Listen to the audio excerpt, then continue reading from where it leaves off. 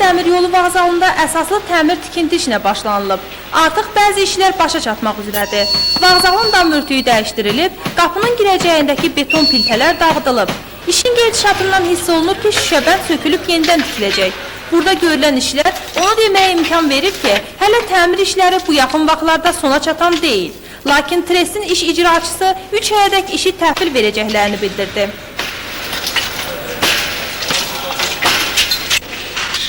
Təmirlə bağlı bəzi məsələlərə açıqlama gətirmək istədik.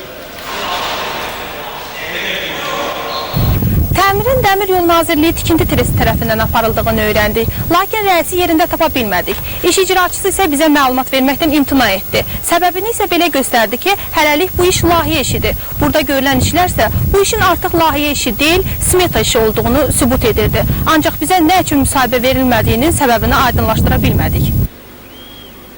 Uzun müddətdir ki, dəmir yolu reyslərinin üzərindəki körpü bərbad vəziyyətdədir. Taxtaların bəziləri laxlayır. Bura gediş-gəliş yerindən daha çox zibilxananı xatırladır. Onu da nəzərə çatdıraq ki, dəmir yolunun altında yaşayan əhali hər gün bu yoldan istifadə etmək məcburiyyətindədir. Və körpü bərbad halda olduğundan əhali daha çox dəmir yolu reyslərinin üzəri ilə hərəkət edir. Təbii ki, bu da qəzaların baş verməsinə səbəb olur. Dəfələrlə bu barədə mətbuatda yazılsa da, hələlik yaxşılığa doğru heç bir addım yoxdur. Güman ki, Tikinti Tresti və Vağzal rəhbərliyi təmir zamanı bunları nəzərə alacaq. Xalidə Babayeva, Milyoni Seyidzadə, Xəbər Plus.